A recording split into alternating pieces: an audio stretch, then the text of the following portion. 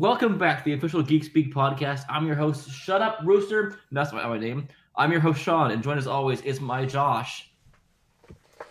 Is my co-host, Josh, spirited young chap, Rudy Rudolph. This is the podcast where we watch movies, make movies, play games, and more. What else can you ask for? What's up, Josh? What be up to you and the rooster? Look, my name is Rooster. Deal with it. I'm so sorry. I'm going to try and mute for when that happens, but I can't predict a bird. I'm going to ask a question on the podcast I've not asked in a while. Shut up, Rooster. Not that question. The question is, watch anything good lately? Oh, that's a great question. Let's see. Movie-wise. Let's see. Since we last recorded, I've watched several different things. I watched For the record, we recorded last time February 3rd. It is now February 24th. It's been a minute, y'all. Sorry. I watched the Last of Us Part 2 making of documentary. That was really good. I wish more video games had stuff like that. Saw Drive Away Dolls the other day. Fantastic. Absolutely loved it. And I got to see Tenet in IMAX. That was amazing. I went in LA to a screening at the Chinese Theater of Killers of the Flower Moon. And it was like a variety press screening, but I went as just like, we saw a Letterboxd email, we signed up. And it worked out. And we got to see that with a cast Q&A afterward of like Lily Gladstone, John Lithgow, and a few of the actors, and it was really cool. And it was a cool experience. Also, my first time seeing the movie, so it was a cool experience to watch it that way. We got free popcorn and a small soda. I'm just combining words today. It's great. Last recorded, I watched Argyle. It's fine. Yep. I watched Zone of Interest. I, unlike the rest of the world, did not like it that much, but I appreciate it. Does that make sense? Yeah, it's one of those movies that like I think it's really good. I don't ever want to watch it again though. Yeah, it doesn't help that I was already tired going into it, and I was trying not to fall asleep the entire movie. Like, this is just there's not much. There's no plot, just vibes, but not positive vibes. I'll say that. I watched American Fiction finally, loved it. Lisa Frankenstein, very fun. I watched a biopic that you're not gonna watch probably, Bob Marley, One Love, and the first half felt original and fresh. The second half felt biopic-y. Yeah, last week from when we were recording this, I was actually going to go see Bob Marley just because I was bored. I immediately walk into the theater and I'm greeted by a 2-year-old just running around the theater screaming, and the parents just clearly did not care. I immediately turned around and left. I was not going to put up with it. So that was my sign that I'm just not going to go see the movie. I think a lot of movies, especially in this later half, focused on the wrong stuff for me. But Lashana Lynch needs an Oscar at some point. She's amazing. And I think that Kingsley Ben-Adir also did fantastically. So great for them. But let's get into our actual news of the, at this point, month pretty much. Let's talk trailers. Also, before I get into that, I should address new viewers. Hi, welcome. If you're new to the podcast, every episode pretty much, we go through a different Disney Channel original movie. It's been a few weeks or months at this point since we've done it, and we need to get back to it. They'll never know. Our next one is Hounded, and we put it supposed to be this episode, but we put it off because we fell too far behind, and we don't have time today. We just don't. And we'll see how in a short period of time, the biggest media company on Earth, Disney, caters towards solely children with a large sample size. We'll see quality changes, etc. But today we're doing news, and then Madam Web, because we have a lot of thoughts about Madam Web. But let's talk trailers. A Quiet Place Day 1, starring Lupita Nyong'o. Cool trailer. I liked how it addressed the first stuff we've seen, both part 1 and part 2, and like roll back the clock to day 1 and showed how it all started. That was cool stylistically. I think if you're a new viewer to this world, it also can bring you in very well too. You don't need to be lost and watch the other two first. It looks interesting to me. Yeah, I remember when this got announced, I didn't know how I felt about learning how this happened in a sense. But after watching this trailer, I'm like, okay, I'm down for it. It very much gives me a good combination of vibes of like Cloverfield and Spielberg's War of the Worlds. So I'm very excited to see what this is like. Cast is fantastic. I'm excited to see how spooky and everything it is. Will we have Cillian Murphy in this somewhere? Because he's alive, presumably, at this point. Because it's before. Same with the Krasinski family. That's not their family's name, I know. But, you know what I mean? I think Jaimin is going to be the only cast member from previous movies. I'm assuming that we'll see, but who knows? I'm excited for this. When I watched the theater, the first thing I wanted to see how that started. I want to see a day 1 movie. I think it would be really cool. I also think it would have been interesting to see a day one ish from that main family in the first one, seeing how they built all that stuff without making noise. Would have been fascinating. Let's get into yay or nay on this trailer. I give it a yeah. I'm very excited. So next to the trailer you didn't watch, which is Godzilla X Kong, a New Empire, whatever it's called. The trailer is we just did a whole episode about Godzilla and specifically about MonsterVerse and stuff like 2 episodes ago. If you want to hear our thoughts on that franchise, go listen to that episode. It's fun. This trailer, I don't know, Hollow Earth, weird monkey axe. I don't know, man. Look, I watched it. They give Kong an infinity gauntlet. The evil King Kong has a giant metal whip that he uses to break a building in half and throw it at Kong. Kong punches him so hard one of his teeth flies out. I'm sorry, this looks like it's gonna be fun. I don't know if that means it's gonna be good, but I know it's gonna be fun. So we have a Better Apes trailer on the same list, and that's Kingdom of the Planet of the Apes, which is another long title for that series. What do you think of this new trailer, this new world that all of us talking English, having a good jolly little time? I'm very excited. I'm curious to see how long like this series of it's going to go forward to like get to, you know, the timeline of the original film, but I think that this is a very interesting place for them to continue the series on. So I'm very excited to see where this movie goes. I say throw in time travel. Go back to the year 65, 65 million years ago, meet Adam Driver, do a lot of crazy stuff. Why not? No, I'm kidding. Yes. It's fat. It's fun. Here's the thing. This entire franchise with apes, especially this trilogy plus this, I guess now it's a tetralogy, if it's the same thing. Anyway, this series, to me, is like the definition of what a popcorn movie is, but in a perfect good way, where it's fun, it's interesting, it's intriguing, it's dynamic, it's boisterous and loud and fascinating, and that's what I'm going to the theater for. I'm going to the movie theater to watch complex apes fight other complex apes over more dilemmas with humans, but also silly monkey, and I like it. Yay or nay on the Kingdom of the Planet of the Apes trailer? I give it a yay. I'm very excited. Yay or nay on Godzilla times Kong, New Empire, or whatever? I'll give it a yay. I know I'm going to have fun with it. Yeah, I think bring back Millie Bobby Brown and Bad Divorced Dad and whatever else. You know, whatever. Then we have the weirdest of these trailer-ish things that came out. The like 10-second Moana 2 tease. What? This kind of just came right the hell out of nowhere. It's just like, this is like, oh yeah, Moana 2's happening, and by the way, it comes out this November. It's just like, oh, okay then. I think it's fascinating to actually just make a movie in secret and just announce it all of a sudden like that. Well, that's cool. The problem with this is that it didn't start as a movie. It started as a show. So I'm very curious how that all works in terms of structurally. Structurally, how they change it and like all sorts of other factors. I'm hoping it's going to be good because I love the first one, but this is very clearly in response to Wish just bombing really hard, and they're like, oh no, we can't do original things quickly, let's make Moana a sequel. It's just like, but we made it into a show, make it a sequel. To me, it feels more a response to how people are not enjoying this many Disney Plus shows in general now. People are just not. Like, they're falling off Marvel stuff, they're falling off whatever. It's just like, some people are not watching Star Wars stuff anymore. So I think they want to realize that, hey, not everyone likes our 6-episode format. How about a movie? Maybe it'll make some money. I don't know. Whatever. This teaser, it's like 10 seconds or whatever it is. 15, I don't know. Nay? I don't know. I'll give it a nay. It really doesn't give me any indication of what the movie is, but I'm excited that we're getting another one. They could have just had it as a press release saying, we're doing another one. Until they gave us a 10-second teaser of her just, ooh, water. But it's not as epic. Knuckles, the echidna, is back with making the living room a living hell. You watched the trailer for this? I did. This looks fun. Although, when I watched He captured a mailman! Sorry, I didn't mean to scream at that. Yes, he stole a mailman to fight a dog in a living room with spikes. I love it.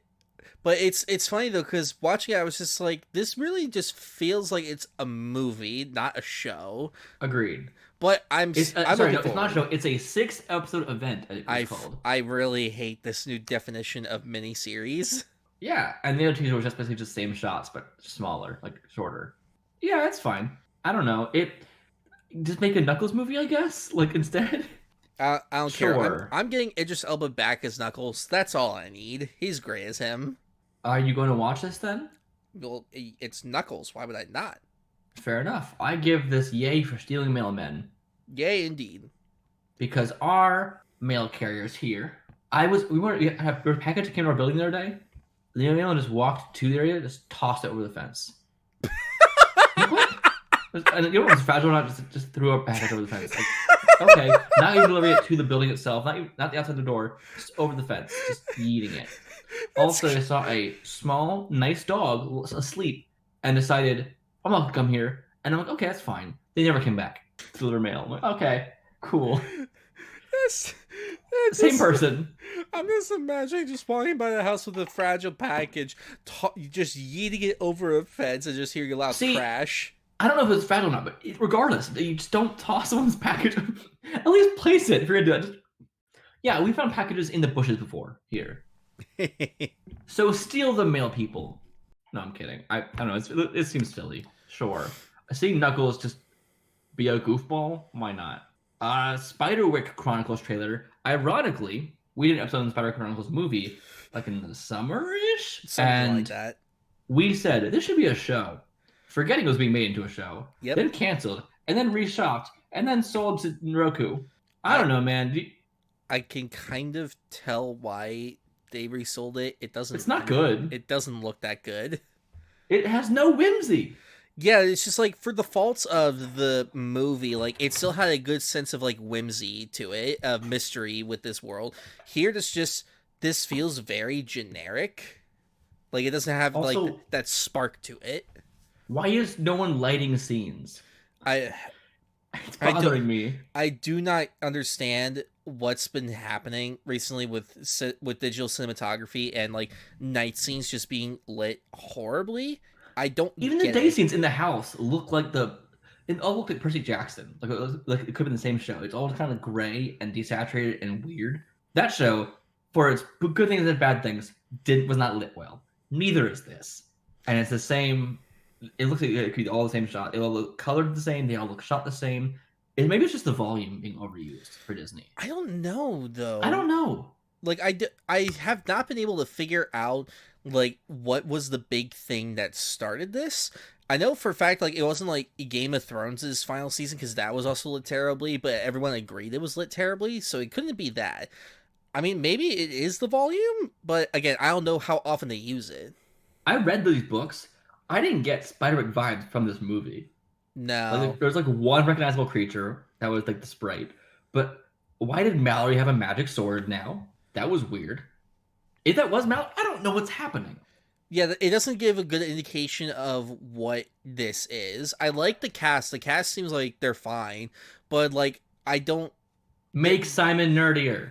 Yeah, like this feels like too much of a generic fantasy thing and not much of a like adaptation of Spiderwick. I think setting it modern day doesn't work as well. Make it like set in 2000s. It actually fits the story better. But whatever, it's fine. We're moving on. I like the cast. Yeah, cast is good. I think Christian Slater as the villain I think is a fun choice. And I think the entire all three kids who don't look like the right ages to me at all. No, it looks like the twins like are a little bit older than in the book. Yeah, and Mallory looks like an adult to me, but it's fine. And they're not. They are all under they were all like actually accurately aged actors, I think. But we were just maybe I don't know. It's bizarre. I'm moving on. Look, we don't have to deal with two Freddie Highmores in this, so let's be thankful for that. He's a surgeon. We had the trailer for Deadpool and Wolverine. Name change is fun. Yeah, I'm very excited for this. I like the TVA. I think it should have looked the same, but I think it was to sell different merchandise. There's a lot of theories you could have about this one, but it felt like a bunch of a teaser, so it's hard to really grasp what's fully going on. A lot of stuff in it yet. I liked seeing the 20th Century Fox ruined logo. Yeah. I liked seeing the shadow of Wolverine, the claws coming out. It does hurt. It does kind of hurt on my feelings that it's not him just pulling Hugh Jackman around. But whatever. Yeah, that would have been funny. I am curious what the story of this is going to be, because there's some things that look like they're locations from past MCU movies. We got So adult Pyro. yeah, we do. That's cool that they brought him back. Again, I'm curious if this is gonna be like all the past Fox X-Men and other superhero characters like show up and then die immediately. If it's something like that, I think that'd be funny. Again, no idea what it's gonna be, but I'm very excited. Deadpool kills the Fox X-Men universe. What if that's what the TVA gets him to do? Like as a mission, prune them all. And he asks, "Can I kill him instead?" They're just like, oh yeah, these are variants in other universes that we need you to take care of, and then like he just knows what they are. The problem is, what is the TVA actually for now? Because this doesn't even really add up. That's a whole discussion to have. My thought with this is maybe this happens canonically pre-Loki when the TVA is still pruning people. I don't know, but it looks fun. I do think that there's a nod to the character Patch. Are you aware of who Patch is? Not in the slightest clue. Cool. Imagine Wolverine as a gambler on a gambling island, and his disguise is a white tuxedo and an eye patch, and he goes by Patch now. Nothing else has changed about him. Yeah, because I when the trailer dropped, I saw people theorizing like that's the original MCU Wolverine or something like that, and it'll be played by a different actor. So Daniel that could also be Radcliffe. something. God, if it's just for that, that'd be really funny. Shia LaBeouf. Who? Fun fact: my girlfriend has met living in LA now. I can't say how or why, but casually met him. He was nice to her. That's it. She wasn't like a thing. She was doing her just normal day-to-day stuff, and then happened to meet Shia LaBeouf. What a world! What a world, Josh. Yay! This trailer seems fun. Yeah, I think it's interesting because people kept commenting. Wait, she's alive now? Did you not watch the end credits? you'd Of be Deadpool 2? you'd be amazed how many people still leave a superhero movie before the when the end credits start. It's shocking though for this movie because it's like you needed to have watched that. Yeah, Cool. Wicked Part 1, quote unquote, trailer. Because the scenes in this are from Act 1 and Act 2 of yes. the stage play. So I'm curious if, like, as they were making it, they kind of realized there's no point to making this two parts. Because Act 2 is a mess in I, the Broadway musical. I Have you seen don't it? remember. I've seen it. It's been 10 years since I've seen it, so I do not remember. It's fun. Act 1 is much better. But here's the thing. I think they're only splitting it into... If they do Act 1 and Act 2, here's part of the problem to me. Act 1 ends with defying gravity. Yep. Once everyone sees Act 1, gets that, why do they come back for Act 2? Why do they come back for the Part 2 of the movie? Well, it's... So maybe like, oh shoot, we have to make it all one movie now. I don't know. Cynthia Erivo seems cool. I like her in it. People are mad that a black actor is playing Elphaba. She's green. Get Also, over it, people. like the story is about race, like very, very overtly about race. So it's weird people would have problems with this. It's I don't know what, but I'm excited for it. This looks like it's gonna be fun. I like the director of In the Heights is making this, so I know the musical numbers are gonna be most likely pretty good. And it'll be weird seeing Ariana Grande in a movie again after many years of not seeing her act and stuff. So I'm curious what she'll bring to the table with this. People were saying how she looks weird in this. I'm like, yeah, because she's playing a white person Have you not and seen? she's white. Have you not seen what Glinda looks like? Like she's the whitest of white people. Like it makes Right, sense. but no, but it's funny because people are like, because she always, pans very heavily. Right. And people are saying how, wait a minute, she's white. That's right. I'm like, yeah. Also, on this movie, people are confused about why the Cowardly Lion is an actual lion instead of a man in a costume. Like, he always was a lion. This isn't the 30s. They only, correct, because in the 1930s, they couldn't train a lion, and they couldn't have CGI lions, so it was a guy in a costume. In the book, in Wizard of Oz, everything, it was always supposed to be a lion, an actual lion. In the Broadway musical, it's an actual lion. I mean, they don't bring like it's a puppet of a lion. It's weird that that's a problem people have with this. It's because people just don't think for 2 seconds. Do you like Jeff Goldblum as presumably the wizard? I think that is a Fun choice. And I guess everyone skip ahead for wicked spoilers. And there's timestamps down below if you don't want to have any knowledge of it at all. Jeff Goldblum in this will be playing Cynthia Erivo's father if he's a wizard, which is fun. I think it'll be a very, very fun dynamic. That shows how much I do not remember from the show, because I do not remember that. It's fun. Yay! Overall. I give it a yay. I'm excited. Okay, Josh. Twisters trailer. Maybe a sequel-ish or a spiritual sequel to Twister? I don't know. I didn't care about this. I haven't seen the original. This gave me Glenn Powell in a cowboy hat. That's enough for me. I'm very happy Hollywood is starting to realize, like, wait, this Glenn Powell guy, we could probably make him into a movie star. I'm like, thank you. Finally, people are starting to realize this. I'll give this a nay for Glenn Powell and Cowboy Hat. No. I give it a nay because I just don't care. And also, it feels unrealistic to me to be like, how many tornadoes are you having on a day-to-day basis? This is not... Actually, you know what? Our world's getting more and more fucked daily. This is believable now. Never mind. Sure. I'm excited for this. I love the cast. It's been a while since we've had a pretty fun looking disaster movie, so that'll be cool. And yeah, I'm there. It's got me. I'm excited. X-Men 97. You never watched the cartoon, did you? I've never watched the cartoon, so that ending, the trailer was kind of a spoiler for that, but it's also been a very long time since that came out. Either way, this looks cool. It is funny hearing it's a spoiler when this is just literally a continuation of a show. People are mad that on Twitter it was revealed that like Morph will be non-binary, that character who's a shapeshifter. Also, why does Morph have fans? Morph was created to be on that show, to die in the first episode, because they wanted to show canon fodder of what will happen in the show, and that happened. And then Morph came back because they did a poll with like kids who watch the show. Who's your favorite character? By a landslide, it was Morph, which confused the executives and everyone who worked in the show. And like, wait, why? They died episode 1 purposefully. They were a jackass who died, and then they brought him back to be a more complete character and a more interesting thing, and a whole thing. It was fascinating. And yes, Morph is a shapeshifter, much like Mystique, much like Loki. Every shapeshifter, I believe, is technically non-binary because gender changes constantly. It's non-binary. You can be gender fluid. It's whatever. So yes, that makes sense. This is not a question that anyone should have. Cool. Also, I want to comment on Gambit charging Wolverine's claws in this. That is so cool. It looks cool, but in reality, Wolverine would take probably 3 months to heal after that. Because what Gambit does, he makes bombs. He is charging your skeleton, Wolverine. Don't say yes to this. You see, I understand your point.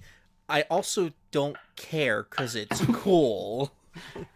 Like Nikhil from the podcast did a whole video on this and saying how Gambit's threatened this to Wolverine in the comics before, and Wolverine's always backed down because he really knows what would happen. It's like it's not just like something fancy. It's not just like a power up. I think in this it'll be just a cool power up move because it's a cartoon. But in reality, it would be I am blowing you up from the inside and you can't stop it. But it looks cool. It does look cool. I like hearing, to me, my X-Men from Cyclops. That was cool. I like the original cartoon.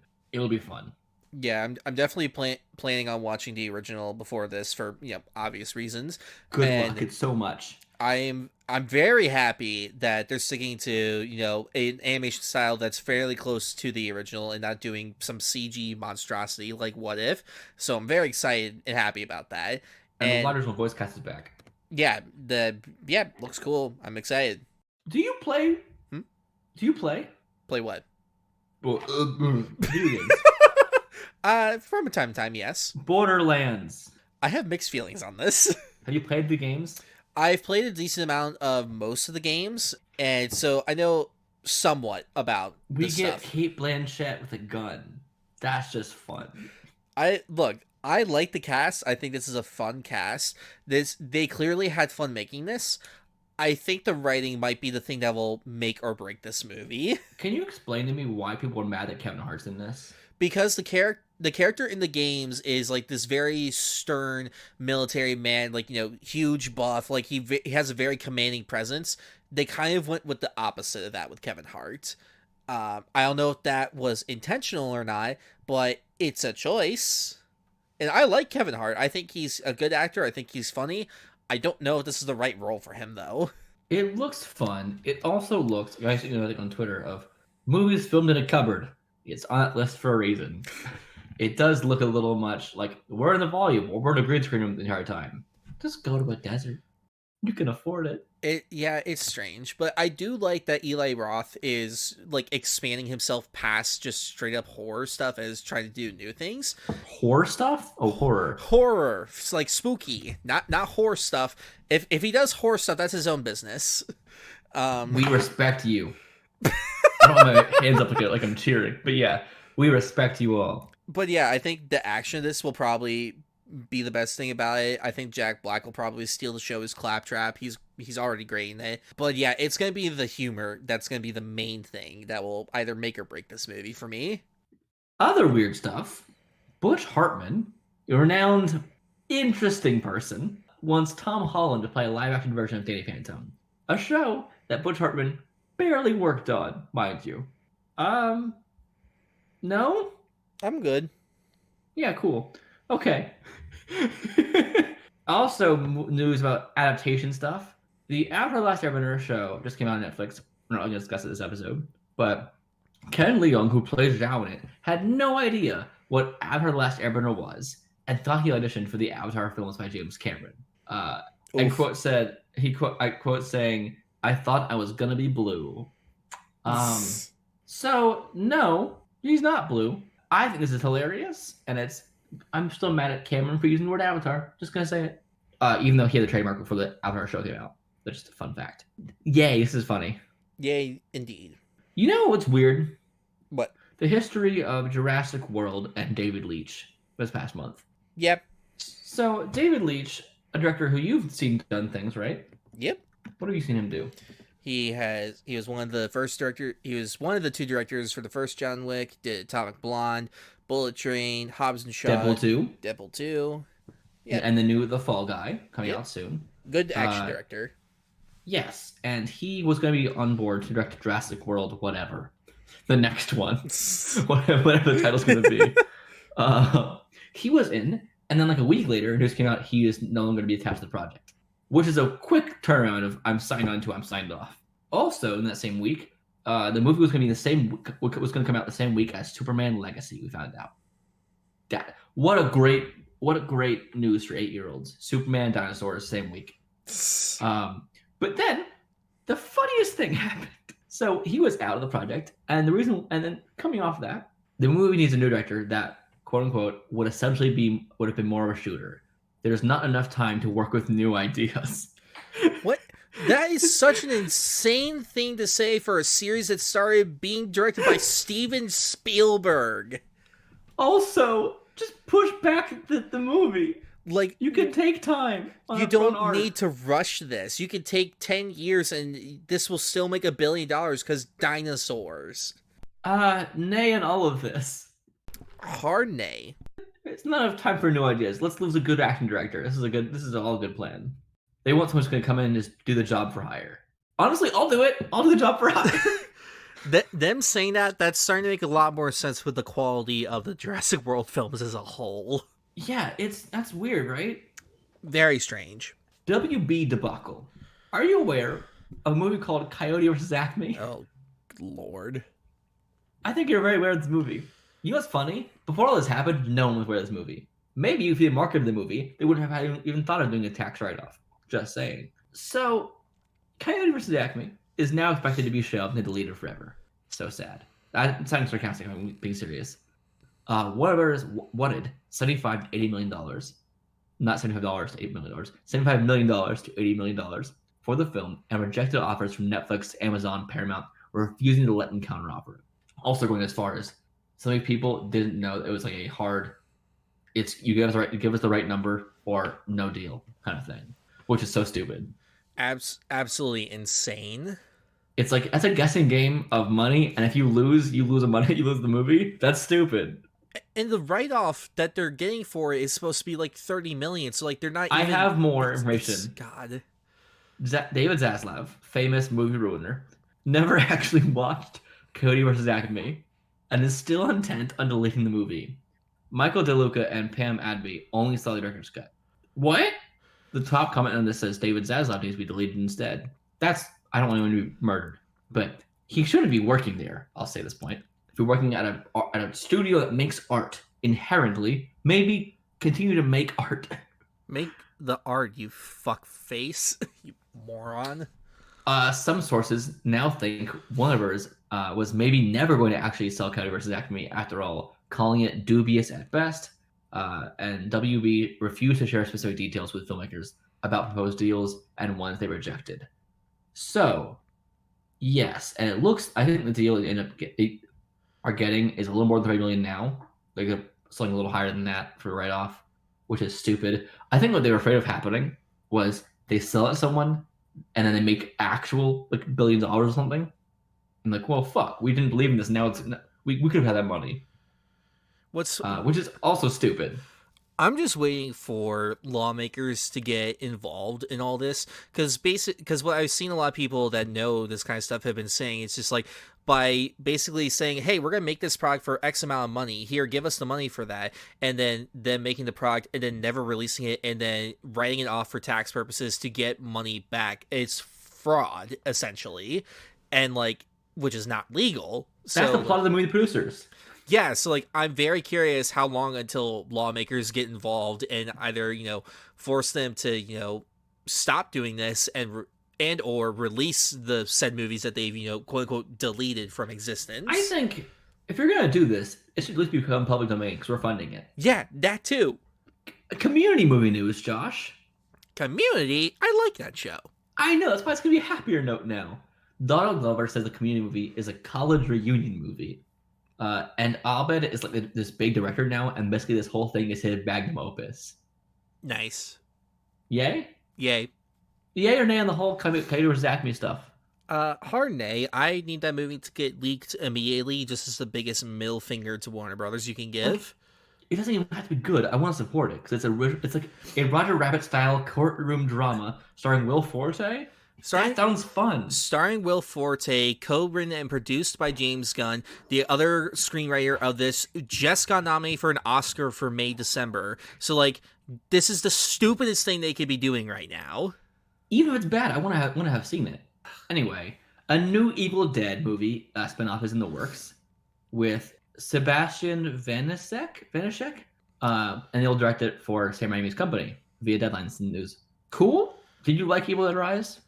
I liked it. I really want them to go back to the campy roots of the series and not just pure straight up horror. Because I feel like the more that they do pure horror, the further they get from what made the original series so good. You know what's crazy? Sam Raimi made Evil Dead when he was 22. I'm depressed. I know. I'm 24. I'm going to turn 25 this year. Okay. Other news. Percy Jackson has been renewed for season 2 at Disney Plus. Of course, they'll focus on the Sea of Monsters book. This was a weird news to delay for so long, but yes, cool. Hopefully, can fix the issues I had of season 1. I don't think season 1 is bad. I think the pacing's bad, and I think that's not insult to the show itself as a whole. I think it just needs work, and I think longer episodes as well as potentially more episodes instead of just like 7 or something would be good. I'm tired of Disney Plus's like 6-episode events. Give us more, please, for a show. I want shows to be shows again. I miss that. But the renewal for season 2 with Sea of Monsters, what do you think? You haven't finished season 1 yet still, right? I haven't finished season 1 yet. From what I've seen so far, I'm enjoying it. So, and I like the cast. So, like, of course I want to see him do more. Also, you read Sea of Monsters, right? Yes. Fun book. Cool. Taylor Swift plans to direct her film for Disney. First off, Taylor Swift is directing a film, a feature film, and it will be for Disney's Searchlight Pictures after her tour ends. Yay or nay? I'll give it a yay. I'm very curious what the movie is going to be about. And yeah, I can't really go off of that right now, but I like the All Too Well music video. I think she's shown what she's capable of as director. So I'm curious. Yeah. She has the money to fund it herself. That very much is true, yes. Yay. Sure. I have nothing. I'm incredibly neutral on Taylor Swift, which annoys my girlfriend who loves Taylor Swift. But like, I don't know. I think music's fine. I think she seems fine. I think she should maybe take a few less trips on a private jet. Just a thought. From St. Louis to St. Louis was a bit much, Just saying. Star Wars news, which we have a few things of. Let's start with the crazy thing first, okay? You Okay. know what I'm talking about? I don't know if I remember. Gina Carano Oh, yeah, this. is attempting to sue Disney and Lucasfilm for discrimination and wrongful termination, and is seeking a court order to force Lucasfilm to recast her. I love that she There's says more. Wait. Elon Musk will pay for her legal bill because of his promise to support those who claim they've been discriminated against on Twitter. that already itself is amazing in its own stupidity. But I love that she's saying wrongful termination, and yet Disney, Lucasfilm, and Favreau gave her multiple chances to, like, Right? take back her stances, and were just like, just take this stuff back, and we won't fire you. And she didn't. Comparing being conservative to being a Jewish person in the Holocaust was what she did, for the record, and stood by it. And then was trying to work for Ben Shapiro's The Movie Company or something. Great career move. Get your big start in the Fast and Furious series, then Deadpool, and then Mandalorian. Potentially get your own show from that, and just to careen it all by transphobia and all sorts of other bad shit. This is hilarious. I give a yay for the sole reason that she thinks she's being discriminated against for. I give it a yay just because she thinks that she's capable of going up against Disney and their lawyers. Oh God, she has no case, right? No, not in the slightest. We're not lawyers. We are two idiot filmmakers. But I don't think she has a case. I've seen enough Better Call Saul, so I think I could take on this case. I've seen an episode or two of Suits. Oh, speaking of Suits, Stephen Hill's gonna be in it, the new version. Whatever. It's not on the news today. I just fired it up. Anyway, more Star Wars news. Hayden Christensen said two things that are fun. Okay? You like fun? He said fun things? Yeah. Interesting. Okay. So, first off, I know Josh and I are not big fans of the prequel trilogy. And we've given it chances. We've rewatched it. Like, it's not like we're haters from, like, we were told as a kid to hate it, and we just grew up and said, oh, we hate it. No, as a kid, I thought it was fun because I was a stupid kid. And then I grew up, and I watched them with fresh eyes as an adult. I'm like, this is bad. That's how I felt as my natural reaction. Not an insult to the actors. I learned how good movies are made. This was not made like a good movie. So Hayden said, who played Anakin Skywalker in 2 of the 3 movies, he said the love for the prequel trilogy nowadays is, quote unquote, like vindication for the work that we did. And I think that those movies have held up well over time. I agree with the first part, disagree with the second part. I don't think they've held up very well. But I also don't think they were made well at the time. That's my own personal opinion, not an insult to him. I do like that. I do agree that it should feel like vindication for the work you did. I do like the people who like it now. I appreciate that for you and your family and your friends and everything else around the Star Wars world and prequel trilogy. I like that people can enjoy them. Yay? To the first part, yes. Okay, cool. Not so much to the second part. I'm sorry. They're just poorly made films. Nothing against the actors at all. They were just told what to do, because I know for a goddamn fact they're all good actors. They were just not made. The third one's fun. The third one is the best. It still has a multitude of problems, though. I'm sorry. Hayden went on to say, my journey with the character and with Star Wars has at times been a bumpy one, but I'm in a good place with it now, and so that's why I say patience. I think it's a good mentality, and I like that for him a lot. Other prequel news for Star Wars. Oh, goody. Sam Jackson. I don't know if I've heard this quote now. Samuel L. Jackson really wants a Mace Windu TV series on Disney Plus, shouting, "He's not dead! Everything, yes!" And I think it's funny because the only thing people try and prove that he's alive is when he gets thrown out of a building with lightning on him. I'm like, I don't think that's proof for him being alive. But whatever. I'm not gonna watch it if it happens. I won't get mad at him getting a paycheck. Didn't both his hands get cut off, or am I misremembering how that scene went? It's been a minute. We watched it 2 years ago or something, 3 years ago. Moving on to DC news. Specifically, we only have 2 things for DC news, really. I think it's technically 3. 2 of which are Joker 2 news. Joker 2, Lawrence Sher says Joker 2 isn't a musical per se. It just has music in it. And The music is part of the film and characters, but I don't know if it's a musical. So it's a musical. Well, the musical, I think the way to define a musical is clearly just do characters sing, and then do the songs move the plot and character forward? If the answer is no, then it's not a musical. If the answer is yes, it is. It's pretty straightforward. It's pretty easy to tell when a movie is and is not a musical. Top comment is from HC Joe, who said already started their "This is not a musical" campaign, just like Wonka, and Mean Girls and everything else. That's pretty funny to me. I think this is the one movie to like say just to make sure no one knows it's a musical, because the response will be fucking hilarious. But here's what confuses me. I'm leading me to believe that it is a musical. Joker 2 has a $200 million budget. The first one only cost 60. Which is just like, okay, so if this isn't a straight up drama like the first movie, then what in the world would require this much money for it? I'm guessing a big boisterous musical. It has to be. I don't know what else they could do with this. Maybe he's just fighting Pattinson's Batman in secret the whole time. He would be an old man.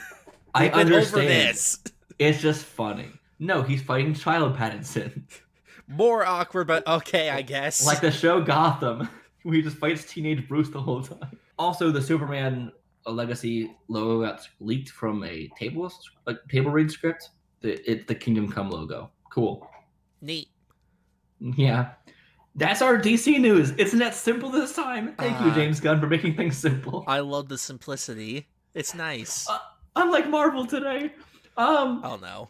Let's start with the tragedy. I'm not happy with this. This is actually really, really depressing. A crew member working on the set of the Marvel's Wonder Man series has sadly passed away as they're falling from the rafters. And Marvel said, I know Marvel isn't a person, but Marvel's statement read, "Our thoughts and deepest condolences are with his family and friends, and our support is behind the investigation into the circumstances of the accident." So I am curious as to how this went. That's not a lot of details, won't we know? I actually had a friend who I did background acting with like 2 weeks ago or something. He did background acting on the Wonder Man show as well. That's kind of cool. But this is really, really sad, and I am so sorry, and condolences to the family. Yep. But here's something about a tragedy that has been overcome, and a good news from Marvel. Jeremy Renner says that he's going to be now strong enough now to return to the MCU if/when called. He is healed enough to be able to do bigger performances and to act more fully now, and that's wonderful for him. Cool. He said that all those guys come to my bedside and they've been with me all through this recovery. So if they want me, they could have me. And I hope that he can come back every now and then. Just like, not even like, just if we see Kate Bishop again, she could just be hanging out with him sometimes or something. Nothing like even that huge. Just Clint could exist still. Yeah. I don't know. Yay. I'm glad he's healed a lot enough to be recovered to do his normal work and to be himself again. Other news that some might consider a tragedy, but not of someone being harmed. Kang Dynasty is not happening anymore. Avengers 5 is no longer going to be called Kang Dynasty, and reportedly, Marvel is making moves away from Kang even before Jonathan Majors was fired. This is a report from the Hollywood Reporter. I'm guessing because they thought Quantumania is not perfect. Which is a dumb reason. It's amazing, like, you take out what happened with Jonathan Majors, and like you focus on the timeline of like Loki happens, people fall in love with Jonathan Majors' performance, and they're just very excited for Kang.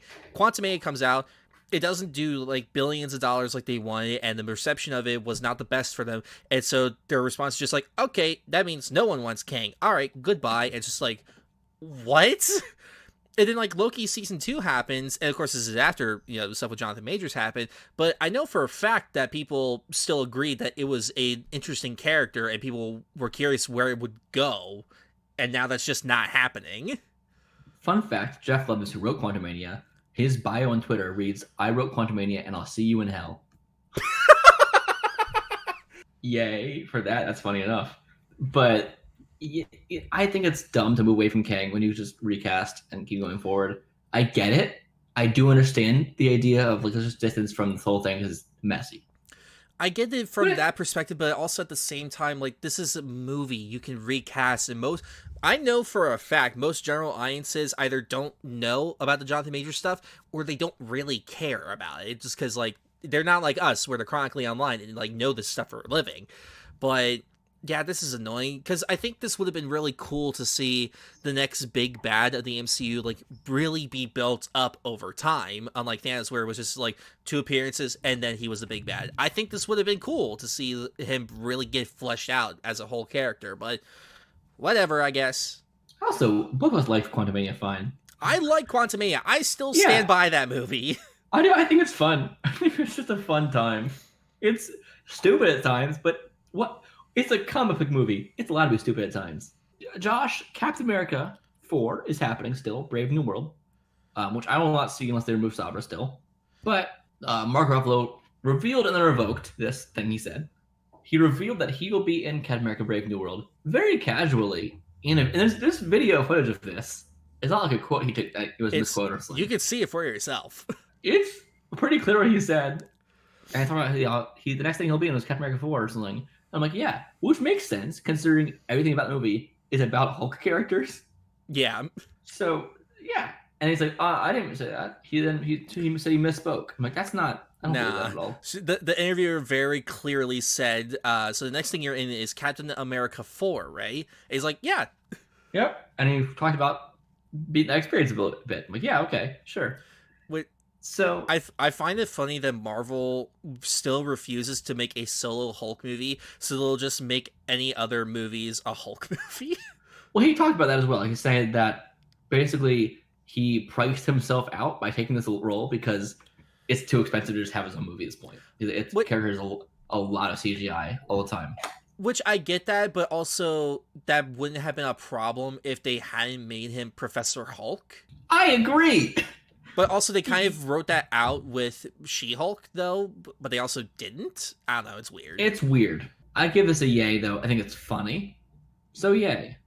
I'll give it a yay. I'm always down for seeing Mark Ruffalo and stuff. I really hope with the extensive amounts of reshoots they're doing for Captain America 4, they're writing whatever that character's name, Sabra? Sabra? Yeah. I hope they're writing them out.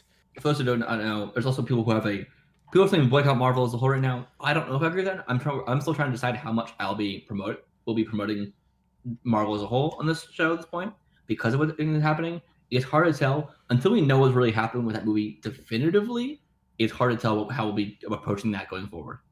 If we know for a fact that character is in the movie, we will not be discussing it. Yeah, and maybe we'll go lighter on Marvel as a whole. We'll figure all that out as we go forward. Free Palestine. That's an official statement for myself and the podcast. My statement too. Yay. We have big news, though. Big? Big news that happened in the morning of Valentine's Day at 8:06 a.m. PST and 11:06 a.m. EST. We got news that through a wonderful little greeting card from Marvel saying Happy Valentine's Day with a 60s style art rendering of Joseph Quinn, Vanessa Kirby, Pedro Pascal, and Ibn Moss Bacharach as the Fantastic Four cast. Which is just like, wow. It's like, what a hell of a way to reveal that. And of course, people are angry at everything about this still. Of course. You can't satisfy anyone. No one is ever happy. Everyone always has to be mad. Fair part of this is we have Herbie. Yes, Herbie is confirmed. And I love that. And apparently they're looking for a comedian to play Herbie. That's fun. I really like, if these are the actual suits, I love them. I want them to be the actual suits so bad. They are amazing. I have been on record saying I do not like John Krasinski's costume in Multiverse of Madness. Josh thought it was fine. And it's like, he's saying he doesn't understand the hate before. Whatever. Fight me. I think it's fine. It's nothing. This is good, though. Yes, this is good. People also got mad at the age difference between Pedro Pascal and Vanessa Kirby. I'm like, it's 10 years and she's in her 30s. Like, it's not as much of if she was, 20 and he was 35, that'd be a little more sketch to me. But, it's different when you're fully adults. I like Joseph Quinn. People are also mad that he's not hot enough. When I remember on TikTok, Instagram, Twitter, everyone was thirsting after this man so hard during Stranger Things. It's so weird. I do not understand people's hatred that he's playing him, because just like, you all loved him in Stranger Things, and then he hasn't done anything since then, and now you're mad that he's in a movie again. What? I think he's a very charismatic actor. I think he'll probably fit the role pretty well. I also really think he can play like cocky asshole really well, Yeah, as well as be sincere and fun, like and jovial. Like I think he can balance the range of the character really, really well from what I've seen in Stranger Things. I think if at some point he and Tom Holland's Spider-Man ever meet up, I think they're gonna work really well together. Let them kiss. I'm not fully kidding. There's definitely like moments in the comics that are like this is leaning towards a bit of some spicy moments here between their friendship. Let's see. But I most a lot of people think who read comics think that they're both probably bisexual because of their relationship, how their dynamic is. But genuinely though, I think he's great casting. I have not seen Vanessa Kirby in a lot. I've not seen Evan Moss Backrack in anything. Watch The Bear, damn it! I've been told to. He's also in the first season of The Punisher in a pretty sizable role. I know I've not seen it. So I just think it's funny how Marvel is just like at this point, yeah, we cast good actors in small stuff before. Let's give them another shot. Why not? Well, because those have also been made very officially canonized now on the Marvel timeline and Disney Plus. So that's fascinating to me. Vanessa Kirby was most recently in Napoleon. Did you like that? Napoleon is an okay movie. She was good in it. She was in the most recent Mission Impossible movies, Hobbs and Shaw, The Crown. She's done a lot of stuff. Great actress. I'm very excited to see her in this role. People saying that Pedro can't be Reed because whatever reason, I think it's so stupid. Because first off, that man is all about family. Have you seen Mandalorian? Have you seen The Last of Us? This man loves family so goddamn much. Yes, I think he's gonna be fun. I don't care. I think almost any actor can play almost any character in most things because what acting is genuinely. I'm excited. I've loved Pedro for years now. He's a great actor. I really hope he gets to be a lot more charismatic and fun in this than some of his past roles. I love when he's very dramatic and serious, but I think he's also just a very fun dude, and I hope that gets to, come out in this. I'm curious as to how this movie will go because the artwork's very 60s style, the logos are 60s style, the article of Life magazine that Ben Grimm is reading is from like 1961, I think. So that's all fascinating. I want to know how this ties into the bigger MCU. How is this like? I think it'll be good to be its own standalone thing for the most part. I think this way you can go to the movie similar to how you could watch Captain America 1, where for 99% of the movie it's all its own thing, and it might be like at the end, oh, we're back now in modern time or something. It's probably going to be like set in the 60s for this movie. Something happens, they go to like the quantum realm or something like that. They pop out and it's modern day. I feel like that's kind of a given at this point. I like that their clothes seem kind of like space-like, but like spacesuit-like, but also kind of sweatery. That's very fun. Anyway, I have nothing but good things to say about this. I also like the thing in this looks like the Thing and not like the Rock Man in the Fantastic Four one from 2015, and not like the rubber suit in Israel. He looks the most accurate depiction we've seen. I know it's a drawing, but if he looks like this, even a mocap-wise, in the movie, I'd love that. Yeah, Fan Four Stick's design is just a bunch of rocks in human shape, and I like the practical suit of the original, but I think this one, as long as they keep it very close to the design from the comics, I think it'll work well. I'm excited to see Johnny Storm be all Flame Boy. I do think Reed. I think it's funny. I saw someone online saying how Reed's powers, watch him now have hard light instead, like Kamala Khan. I'm like, yeah, that'd be actually hilarious. That'd be really funny. Yay on all of this. I give it a yay. Reportedly, the movie will also focus on Galactus as the main villain, but make me see a big, giant floating dude, not a weird cloud, please. No, give the cloud again. Give the cloud some justice. And reportedly, the top choice is Javier Bardem to play the role of Galactus. He's cool. He's got a big, long face. Why not? He's got an interesting voice, so I'm very curious. I think he'd be a good casting. I'm excited to see how spacey and weird it can look.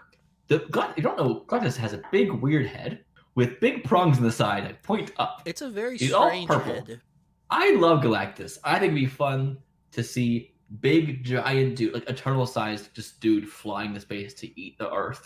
That's what it's fun. I read, what? Bill Hader should play Herbie. David Krumholtz should play Herbie. He should too. There's so many good choices. Ryan Gosling's Ken, specifically Ken as Herbie. Like in our Christmas episode. We should do a whole episode of Can they play Herbie? He just keeps talking about horses. Oh my god. One thing else I think is really interesting about this is that I've read the original comic where like they have for first meet Galactus for the first time, and it's like 3 or 4 issues. It's cool. It's kind of boring, but that's kind of the point. It's very monotonous, and there's no way to stop him. So they try to work through time and space to make a device, and it's silly and weird, and it's very like Shakespearean dialogue and fascinating from Galactus and Silver Surfer. I make this weird and clunky and messy, but in a fun way, please. Not like Quantumania clunky, but like I don't know, a little bit campy, a little 2000s vibes. Could be fun. But that's all of our main MCU news. That brings us to Spunk and then Madam Web, Josh. Let's start with the Spunk, which stands for the Sony Pictures Universe of Marvel characters. Or maybe it's SPUM, Sony Pictures Universe of Marvel movies. Or maybe it's SUSU, Sony's Spider-Man universe. None of which has been completely confirmed at this point, and it's up in the air. Amy Pascal, famous Spider-Man executive producer, said when she was asked about a potential live-action Miles Morales movie, she said, someday, not until we make 2 more movies. And Chris Miller clarified that Amy Pascal is referring to Beyond the Spider-Verse and Tom Holland's Spider-Man 4 as those 2 movies. And I agree with that. Yeah. Yeah, I think we should have those movies before we get a live-action Miles. Yeah. Amy Pascal, I agree with you. A statement I might not always say, but today I do. I do not want Sony to make the Miles Morales movie. I want Marvel to make the Miles Morales movie because I know they'll actually care. Alternatively, Fox does it. I don't know how that could work now, but sure. Miles Morales, the DC hero. Give it to WB, and it's a tax write-off in the end anyway. Dear God. I wonder if it would be an origin story or not, because I feel like most people now are sort of aware with Miles's origin through the games and this, at least in general, in the Spider-Verse movies. So I wonder if they'll just skip past the origin of this, or if they'll keep it in there. I don't know. But Nicolas Cage is also now in talks to return for a live-action Spider-Man noir series. Cool? Cool. I don't know how that'll work, but cool. It's probably Sony, but cool. Set it in the Madam Web universe. There's a myriad of reasons of why that wouldn't work. I think it'd be funnier though, and I like funny. Silk. This news pisses me off. The writers for the Silk series has been scrapped except for the showrunner Angela Kang. The show will have a creative overhaul and refocused to a more male-skewing audience. The fact they announced this days after Madam Web's disastrous launch very clearly shows that they're still operating on the stupid mentality of like, oh, our superhero movie focused only on women didn't do well. Okay, then let's change this superhero thing focusing on women to focus more on men. What? Nay. Hard nay, you morons. I do have some Madam Web news before we get into the... What news? Well, stuff that happened this month that I can just talk about. Let's talk about box office stuff. Madam Web, in its first domestic opening day, earned $6 million. That's an oof. And in its first 6-day domestic run, it earned $25.8 million. Oof. Apparently, also, some people could see, like who were running like at theater shades could see the pre-sale tickets going down on opening day as reviews came in, like being canceled, being refunded. The funny thing about where I live, we do not get that. Our business, we don't get like a huge amount of people, so there's like never any pre-sales for anything, and so it's just very funny to see that number barely go past like 10 people.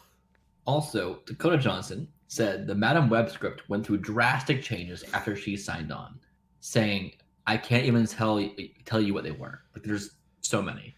Given how many writers are credited on this movie, that tracks. It's like 5 or 6. Yeah. That tracks. So now it's time for the main event, Josh, talking about the best movie of the year, Madam Web. It's probably the most fun I've had in a movie this year. It's so much fun. I'm upset that I was one of the only people actually laughing out loud in the theater. Because it's funny. It's a comedy. Not intentionally, though. Also, our theory was true that he was in the Amazon with my mom researching spiders right before she died. That line is cut up from different lines of dialogue. Sad. It's funny because why would that line even used in every trailer then? How was that helpful? I don't know. But can we talk about, before we get into anything about plot at all, or anything about vibes, or anything, was Ezekiel Sims just ADR the entire time? I don't know. That's what confuses me. Was the actor doing some kind of a voice or different accent or something and you couldn't understand it? Was it to change his dialogue? I do not know. But like, didn't even match his lines all the time. That's what I'm saying. Like whenever he talks, it's not what he's saying. Or like they cut to an angle of it where you can't see his mouth moving, and very clearly it's different. It drove me insane. Was he good in Napoleon as Paul Barris? From what I remember, he was good. All his acting credits I've seen are in good movies. And so clearly the dude has talent if he keeps getting work. And like, this is very clearly evidence of like a great cast, just not, for whatever reason, not giving anything. Oh, joyous day. I truly do not understand how Sony saw this. It was like, that's good enough to put out in theaters. Like, why would you just send a movie that anyone could tell it needs to be reshot, rewrote, whatever, and just be like, good enough? Like, I don't get it. What do they gain from this? S.J. Clarkson, who directed some of S.J. Clarkson directed this movie, also directed at least an episode of The Defenders for Netflix. She's done a shit ton of great TV stuff, so clearly she's a good director. Like, she has worked on I think on some Scandal too, and other stuff. I'm Scandal, Succession, Defenders. Like, she's done good stuff. And again, there are 1, 2, 3, 4, 5 writers for this. One of which only worked on Madame Web, one of which worked on Power Rangers, Morbius, and Dracula Untold, and Gods of Egypt, and The Last Witch Hunter. It's fascinating. Oh, 2 of which had the same. Those are directing pay. That was their credits for this. S.J. Clarkson, writing wise, has only worked on this according to Letterboxd, and same with Clay Parker. Yeah, so I'm fascinated by this writing team. Clearly, it was multiple drafts, as we see. Oh, yeah. Clearly, it was like, okay, I'm moving on. We lost the writer. Let's bring someone else on and work on this draft. And then it probably happened multiple times over, is my guess. What's interesting is, like, I can see the bones of something interesting here. Like, the concept of this character being a clairvoyant and being able to like see things in the future happen, but having no way of controlling or understanding it, that's interesting. And then having to use that to protect some people being hunted down by someone could be for a good thriller. I can see the idea they were going for, but you can also, that's a plot. Yeah, but you can also tell that Sony saw that or whatever. It was just like, that doesn't have like enough superhero action stuff. Put in some superhero action stuff into it, but any scenes of action are incredibly short, not well done, feel very forced. The whole finale, I can't wait to talk about the finale. Yeah, the movie as a whole. Josh, what's the story? Just vague non-spoiler details. We'll just non-spoiler first, then spoilers. So Cassie Webb, her last name is in fact Webb, is a... Well, yeah, she is Madam Webb, like Miss Webb. Whatever. Did you just get that? I thought that's just what she called herself because she's a Spider-Man character, not because her last name was Webb. No, it's just like you're Miss Webb. That's her. I was waiting for someone in the movie to call her like, "Hey, Madam Webb," like I'm saying. Oh, okay. All right. Anyways, Cassie Webb, she's a paramedic. She works with Ben Wyatt from Parks and Rec, and Ben Parker, same person. That too. Does paramedic things in 2003. Don't know why they said it in 2003. And is for the music. Sure. And dies in a car crash, but she gets transported to like this weird web dimension thing, and suddenly once she's brought back to life can start seeing events of the future. And there's this older dude called Ezekiel that has visions of these 3 girls that become spire people sometime in the future, and they're trying to kill him. So he's like, I have to kill them first. And Mad Web has to protect them from him. That's the plot. Yeah. Yeah, it's a movie. It's very okay. I think this movie, humor-wise, there are the only jokes that were clearly written to be jokes that landed were from Dakota Johnson. I don't think intentionally though.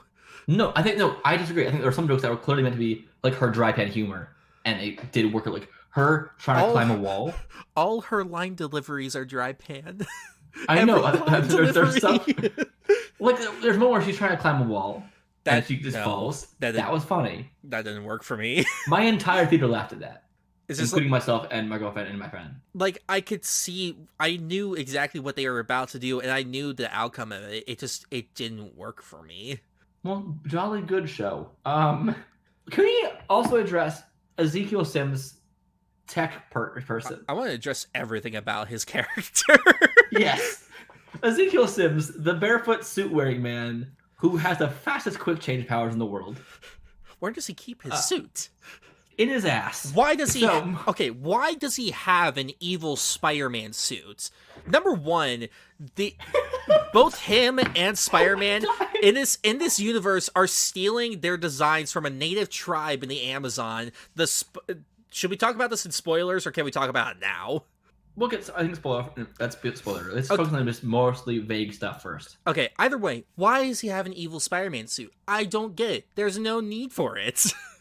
It's funny to think about in the future, Peter Parker will have grown up and has designed his suit exactly like the man that was trying to murder his uncle and mom. To be fair, that was by accident. He wasn't trying to kill them. Either way, still. We also get the reverse line of the great power comes great responsibility, whatever. Twice in this. A reverse of it. I 100% was expecting when they were eating Chinese food in the beginning for him to open that fortune cookie and for it to have said, with great power comes great responsibility. I know that would be hilarious. I know someone had tweeted that way before the movie came out. I was like, dear God, I hope this is true. Sadly, it wasn't. So, sadly, the movie is not about making Ben Parker live until he has to die at the right time. That would have been an infinitely more interesting story. It definitely would have been. And I think in the trailer is a thing too. But, not a spoiler. She can see the future, sort of, sometimes.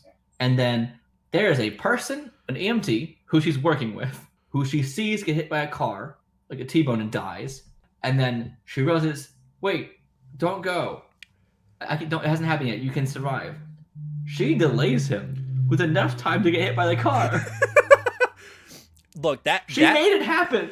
That scene is the best scene in the movie. To me, that's what made me see this could have worked. It could have been interesting because the way that her mind and time are messing with her, of her not being able to discern what's real, what's happened, and what is going to happen, I agree with that. Was so cool and interesting. And the rest of the movie is bad. There's also a lot of weird editing in this. The editing is not great. It's cut very weirdly. Wait, what happened just then? It was a lot of weird editing. A lot of the style of being felt very 2000s, but a lot of the ambulance stuff and car chasey kind of stuff was edited so poorly. It's 10 shots for 1 second sometimes. What is going on? Yeah. Yes. Let's address a lot of stuff. You mentioned earlier her dying in a car crash where she falls into. She's trying to save a man, and then she has to get in the car. The car's dangling off the bridge, and then the second the man gets free. And Ben Parker's free out of it. She's stuck in the car still. The door closes. She falls in the river and dies. When she comes to, she's like, "Did I die?" And he's like, "Yeah." Weird. Let's move on. It was so fucking casual. It's just yeah, it happens. That's basically the vibe was. I'm so what? What the heck? Ben Parker. I don't think Adam Scott's bad. No, I don't think he does anything. I think if the plot had been them trying to keep him alive until he could die at the right moment, could have given him a lot to work with. But I think his casting, as well as everyone else's, was Sony lying to them saying oh yeah, you'll be in the MCU. And of course, yeah, why would you not want to sign up for that? Because someone asked Sydney Sweeney recently what it's like to be in the MCU now. And she's like, I'm so excited and all this. I'm just you were lied to. They all were lied to, or at least alluded to things for them. Yeah. But I actually have a theory about that specifically. I think Sony will want this to be in the MCU. Because they set this pre-Iron Man 1, where it doesn't interfere with many things. The timeline doesn't match up, though, with Tom Holland's character. He'd be 13. He'd be 13 in Homecoming. We all know that MCU was bad at math with the Spider-Man universe already. Look, they admitted No, but even if they had fixed the time of Homecoming's, whatever it was, time thing, it'd still be 2016. I understand. I'm thinking, it's Sony. They'll make mistakes. It's fine. My point is, I think they want this to be canon because of one thing. They never show Mary Parker, May Parker, Ben's wife, and they cast someone of a similar vibe and age range to Marissa Tomei, a contemporary for her. I'm like, that seems like it could be a pair that could bash together. Sure, okay. Also, they allude to, which I think that's clearly why they didn't show on Megas to have it. So it's open for Marissa Tomei. But why? Shut up, ice cream truck. Hold on, you hear that, right?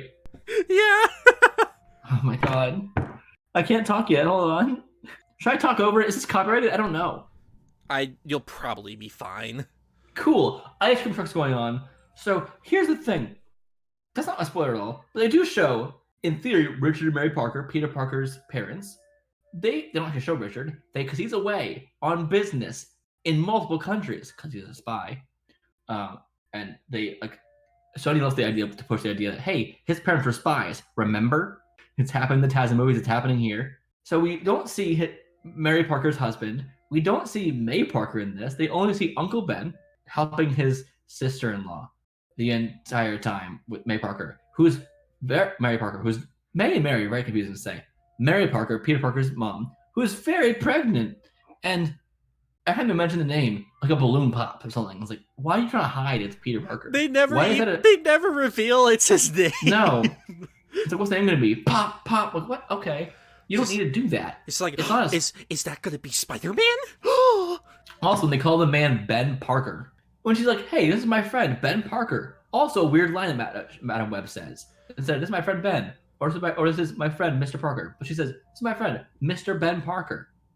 Why? A lot of clunky lines like that. Yeah, I think they're trying to set this in the MCU. I think they definitely want to. Not even at all a stretch.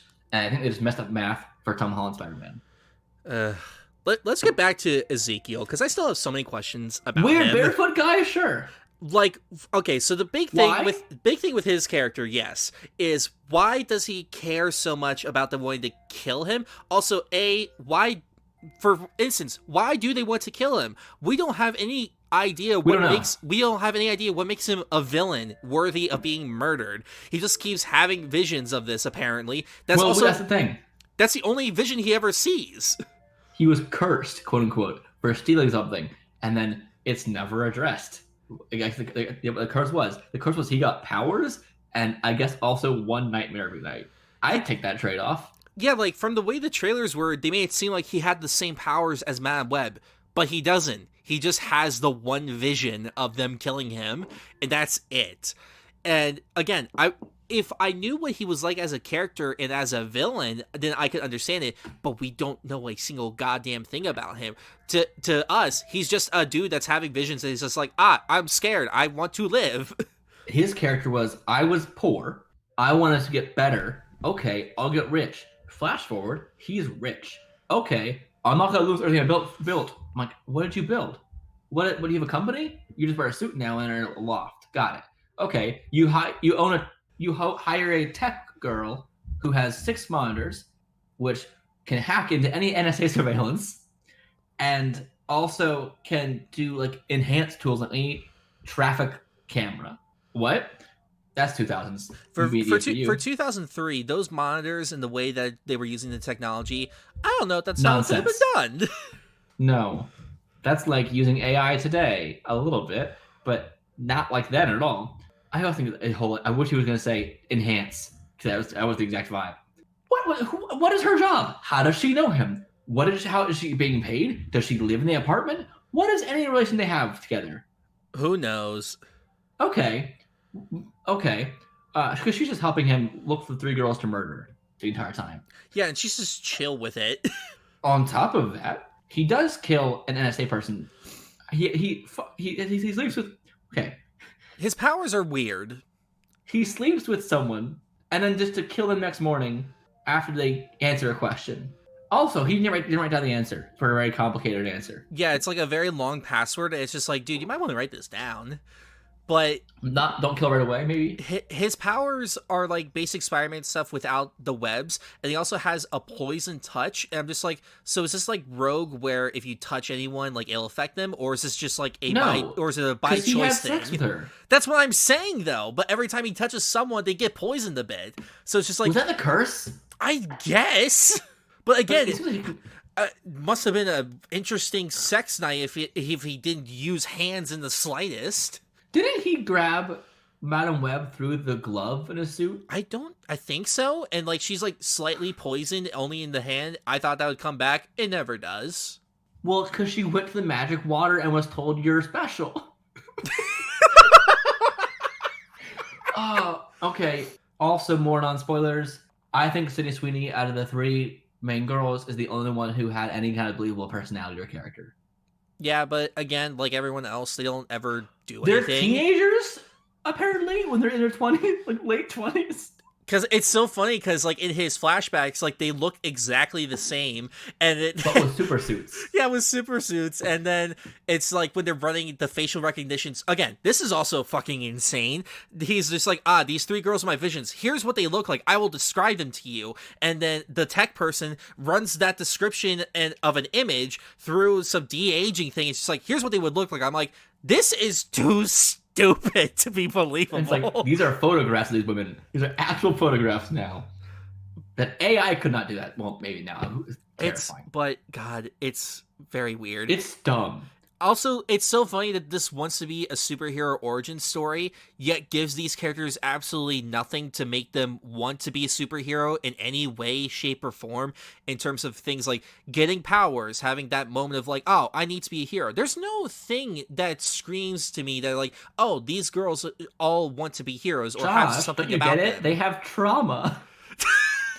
Their parents don't like them. Problem solved. I don't think that's exactly what makes someone a superhero, but alright, I guess. Oh, yeah? Ask Spider-Man. His parents abandoned him. I don't think death is exactly abandoning. Depending on the version they brought away first. Yeah, I don't know, man. I have a lot of thoughts, and they're all kind of mixed around in my head. Can we talk about the not spoiling anything, really? This is 2003. She is wanted for a crime. I'm going to be vague right now. But she goes on a plane. And flies to another country at one point. And back. Here's the thing with that. She's not... When it happens, they shout like, hey, help, like, someone help me. No one helps her. No one acknowledges her. No nothing. Then they go to somewhere else, and the cop is just like, I'm arresting you. It's just like, for what? There's what? And then when they're driving, we talk spoilers. I have to say things. I feel like we have to. Look, spoilers for Madam Web. You probably haven't seen it, and you probably won't see it. There's nothing we can really say about this that'll make you change your mind. I will say though, if you see it, you will have a fun time. Now, I rated it 3 out of 10. I could go up to 4. I had a blast. I don't think it's good. I had a blast. This is the difference. It's one of the worst comic book movies I've ever seen in my life, but my God, it's one of the most fun. It's not even the worst, though.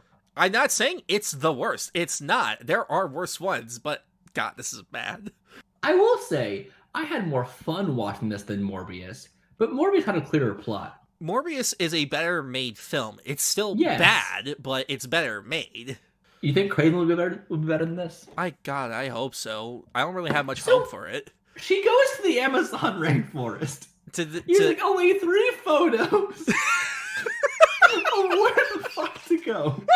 And they're Polaroids from like 30 years prior. I have to hope that her mom's journal... She found one log and said, this is the place.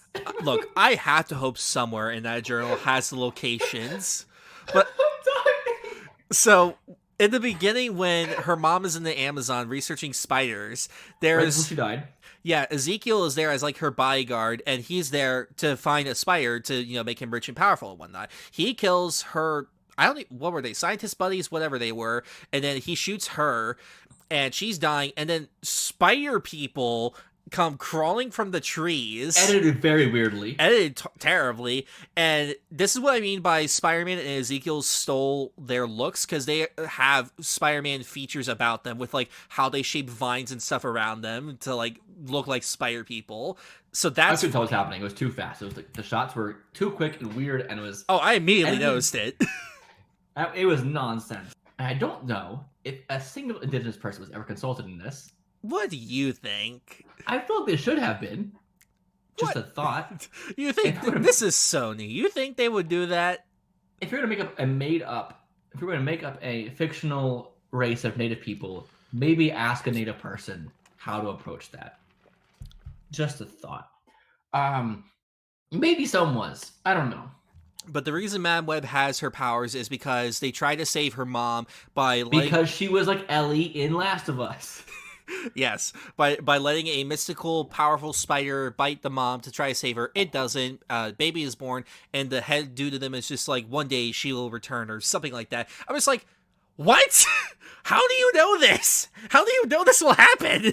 And head dude later, when she is there, is not wearing his native outfit. He's like wearing like a suit and tie, looking all chill and hanging out. He's just normal, and it's just like, how did you know she'd be here at this exact moment, my guy? Why do you speak English? How do you speak perfect English? Yeah. And it's not ADR, unlike the other person. God. But that whole scene that follows is amazing. It's just her learning more about her mom and what happened. And, like, they act like she had this deep hatred for her mother. And I'm just like, I never once got that vibe. Scene. It's her shouting at her mom's memories. Like, what? You liked me? Huh? It's just like, you lied to me to protect me. It's just like, A, she never lied because she died at childbirth, and B, you never had any indication you hated her. But the scene of her, like, quote unquote, forgiving her mother, Dakota Johnson is giving absolutely nothing, and it's hilarious. But she's also playing it really seriously. She's playing it seriously, but giving no emotion behind it. It is hilarious. She's like crying, like, you loved me. Mom, you loved me. I never knew that. Aw. What? It's so funny. Oh, God. And, like, okay. In that scene, I'm just like, so what did we gain from this? Like, clearly, we get again the iconic reversal of the line when Native Man, I don't know, was he even named? Did they ever say his character's name? I don't think they did. I'm not trying to be offensive when I say Native Man. He's literally a native person in the Amazon rainforest, a spider tribe. Who they also describe as like horrific monster people. Early in the movie, by the way, which is not a good way to describe a native people. But so he tells her, well, here's what got out of that scene, Josh. He tells her, when you take on responsibility, powers will come. Yeah! Which is the opposite of the point of the original version of that line. Also, it's true. She gains a half-assed sort of ability to be in multiple places at once. I thought this meant through time. Yes! I thought that's what that meant. No, it literally just... So in the finale, when they're at this... So this is really funny. This is fucking hilarious. So the only good scene in the movie where they're saving some people from, like, this place that's burning, they're like, it's filled with explosives. Don't go in there. Bad things will happen. And it's a fucking Pepsi factory that's apparently... It's not Pepsi Factory. It's an abandoned Pepsi Factory turned firework warehouse. I didn't catch that part. I thought it was just a Pepsi factory filled with explosives. It's all fireworks in there. That's better. I thought that's what it was. Anyway, the finale takes place there because explosives, and when she's fighting Ezekiel, it's none of them have power. They can't fight. They're kids. They don't have to fight. No one has powers of any kind. And it seems like this would be pretty easy for her to win because she can see the future, but I don't know how they get cornered, but whatever. And, like, all three of them are going to die, and he's just like, you have to choose who will live, who die. You can't be everywhere at once. And she's like, bitch, you thought, and, like, goes into her spider web power thing. And she goes into the spirit world. Yeah, and just creates 3 more versions of herself to save them in, like, a ghost astral projection kind of way. Like Doctor Strange. It's so funny. Also, that entire scene is like a video game boss fight where he's just, like, bouncing around all jumping. He's so rubbery. He goes, behind crates as he's, like, crawling around. In that same scene, Madame Web, Cassandra Webb, gives the 3 teenagers for weapons. She's like, okay, grab these, place them as many places as you can. You give them each 1 stick of dynamite. What do you mean as many places as you can? It wasn't dynamite. It was a flare. Whatever. It was still one thing. It was like, here, take these, put as many places as you can. You get each of them 1. What does that mean? God. But my favorite thing from this finale, though, is in her vision when she dies, there's this big giant S that you have no idea what that means. So when you're at the Pepsi factory, you're like, oh, that's where the S comes from. The S isn't what kills Ezekiel. It's the P. It's a P. So I think I didn't get that right. Well, the S falls on him afterward. That doesn't But so does the rest of the word. But when she... Also, why could he not get up? He could push off and he could throw cars wherever, but he couldn't lift up one thing. Look, we're not going to think too much about it because this leads into an amazing scene of her falling in the water and she gets blinded by something. Something hits her in the head. She's blind now. It's a fireball. Sure. She's blind now. Zuko shoots her.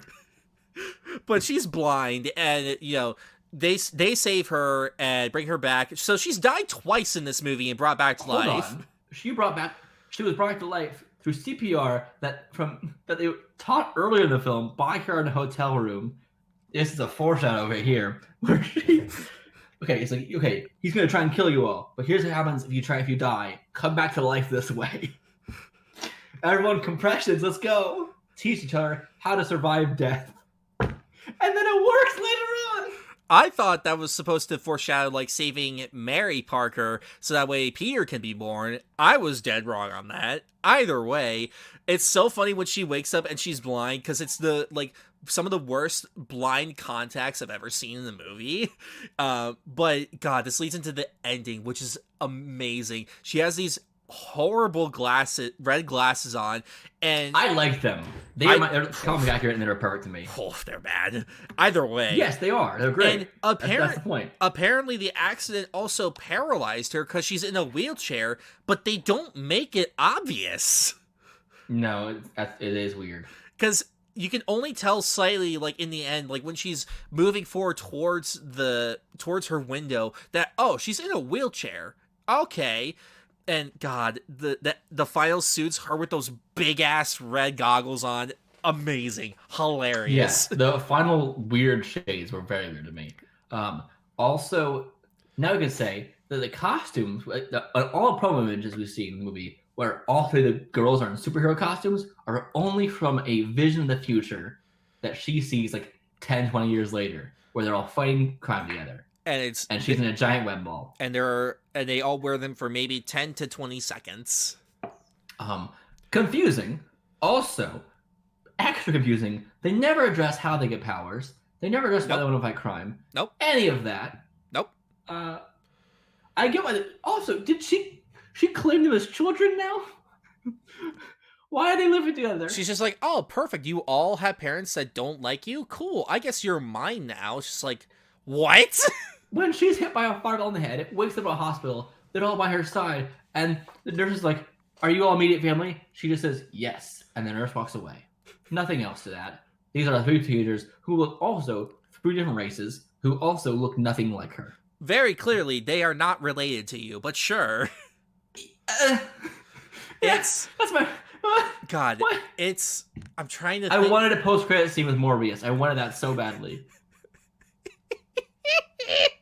What was the weird energy ball in the visions from Julia Carpenter's character? So here's my theory with this. The deal with Sony and Marvel is very weird and very particular with what they can and can't do. So I think the reason why she couldn't use webs, I think is because she already has like the black suit Spider-Man design that you can tell is kind of Spider-Man-ish. So Marvel's like, that's too far, so you can't like do whatever. So that would be my guess. That could also be why they couldn't say Peter Parker. Again, I'm theorizing. I don't know the exact specifics of the deal, but that would make sense if it is. It's stupid, but I would get it more. Why did they had one job. Don't leave a forest. They go to a diner and dance around on tables. Immediately leave the forest. It's like, I'll be back in 3 hours. How can we trust you? She saved you repeatedly from dying. It's like very clearly like she's doing this to protect you. Also at this point, she has stolen a cab.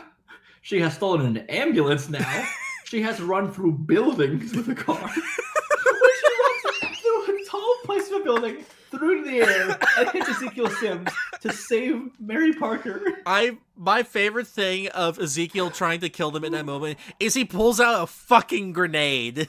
It's hilarious. It's so funny. Where was it stored? Up his asshole?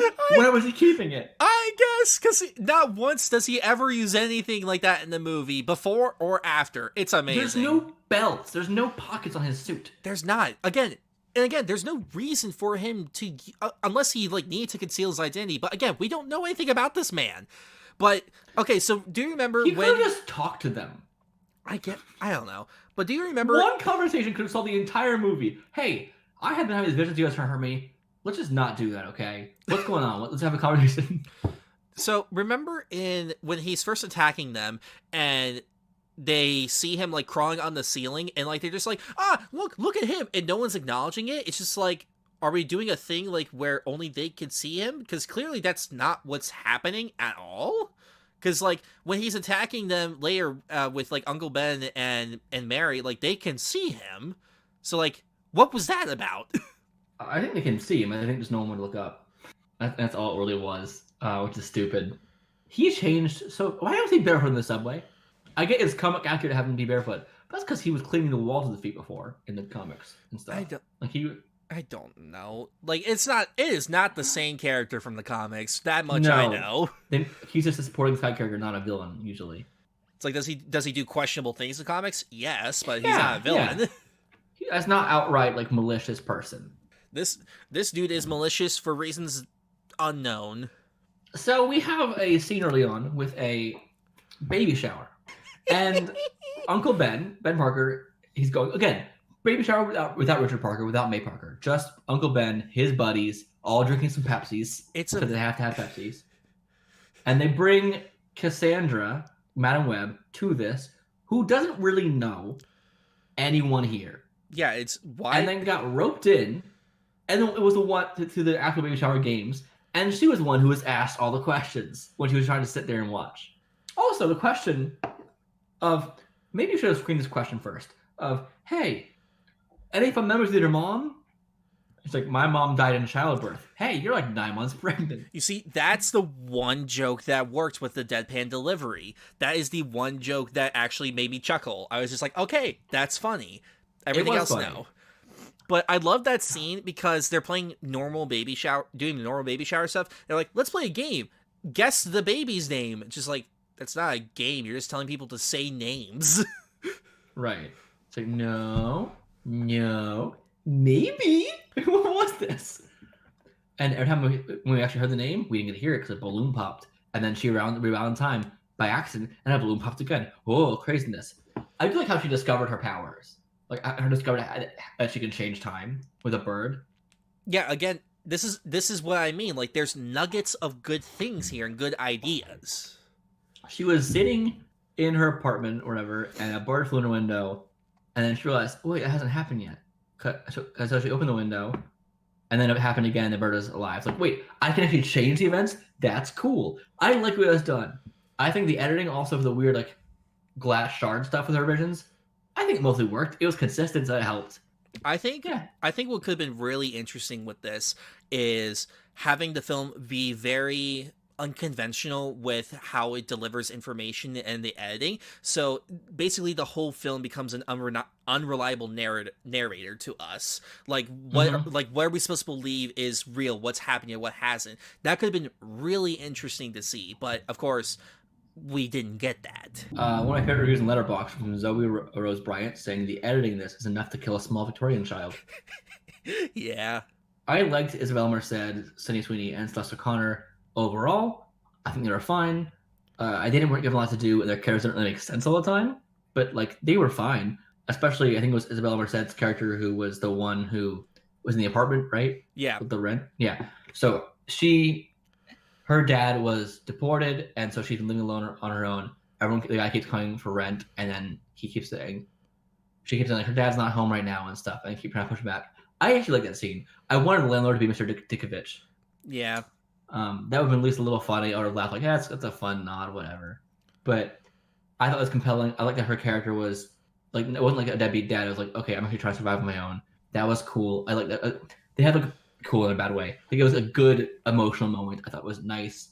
And then they undercut it with like, let's go to a diner and dance on tables. Like again, like it has interesting There's heart. things. There's occasionally times where there's heart in this. Like, it's there, but like through the editing, through the rewrites, it all gets butchered, and like it makes a worse film for it. Like, you could see what they were going for, but whether through Sony's decisions or whatever, they just completely messed with it.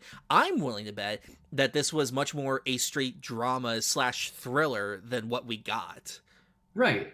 And I think that this didn't need to be. This didn't need to have a villain. No, it really didn't.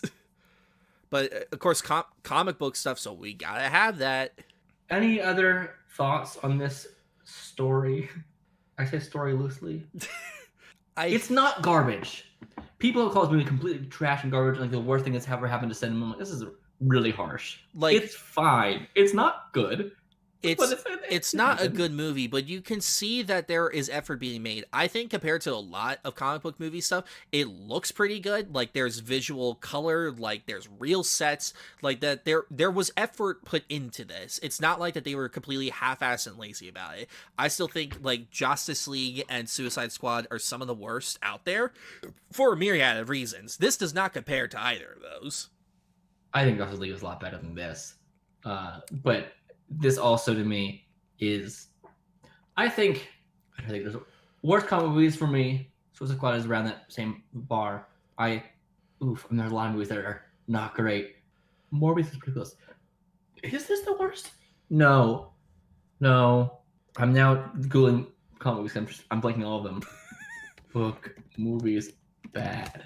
Comic book movies bad. Oh. Howard the Duck's pretty bad. Fantastic's worse. I don't think so. I think Fantastic Four it's not good. It is leagues better than this. It's more competent than this, but I think the biggest lesson for this movie is the meddling that a lot of executives end up doing, diluting a story down so much, is the biggest problem here. I don't blame the director, even if like any of the individual writers themselves, or even most of the cast, like they're all trying something here. Just there's nothing that can work because it's all just chopped around so much.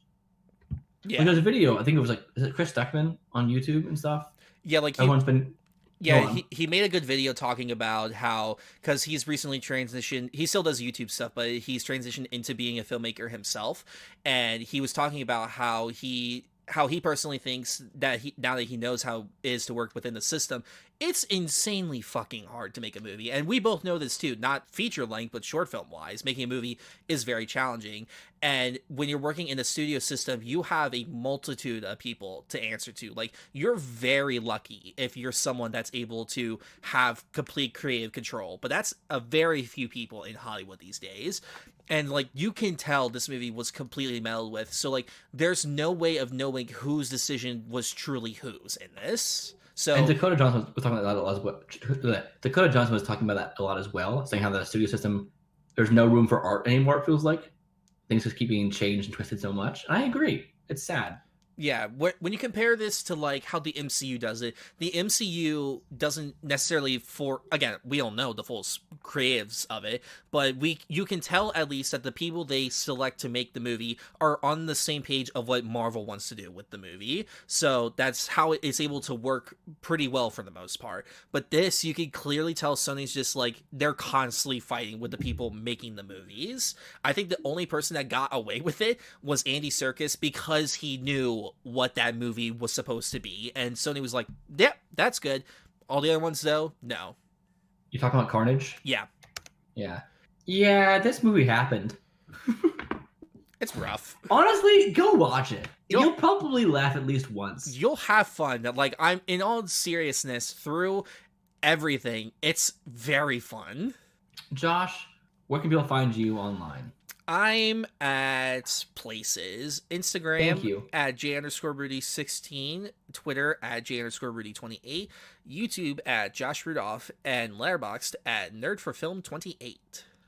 You can find me on Twitter at The Theater Nerd, or on Instagram and TikTok at That Nerd in Theater. I also just released a film on YouTube called Fragile Halls. It's about a 7-ish minute short film. It is a lot heavier than this film is. It's a lot heavier. It's also better than this film is.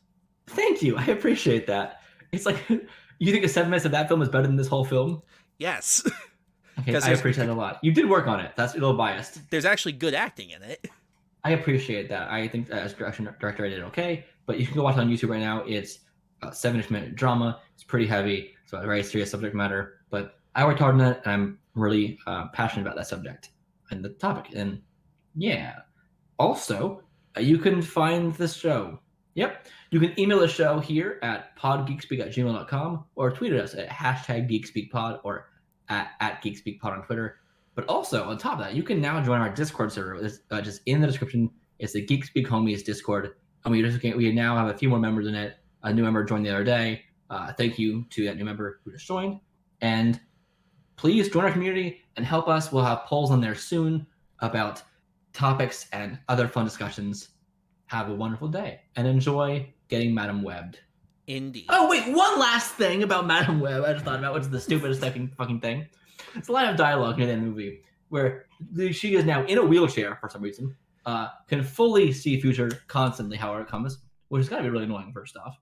And now, they brought home like Chinese food to her teenage claimed children, and they brought home Chinese food to her, and she's like, Kung Pao chicken, I love it. And they're like, oh, how'd you know? I'm like, what do you mean, how'd she know? And that was like in all seriousness. Number one, you should know how her powers work by now. And B, I feel like most food has a distinct smell to it. Smell! It's like she went blind. She didn't lose her sense of smell. She also said bless you to someone about a second before it happened. Like, okay, that's fun. But anyway, that's our show. Please reach out to us and enjoy our community. And thank you for listening to this episode. We'll be back next episode with something or other. We'll figure it out. Yeah, all right. Oh, next episode we'll have the Decompounded. I'm watching that this week. So are you. Bye. Bye.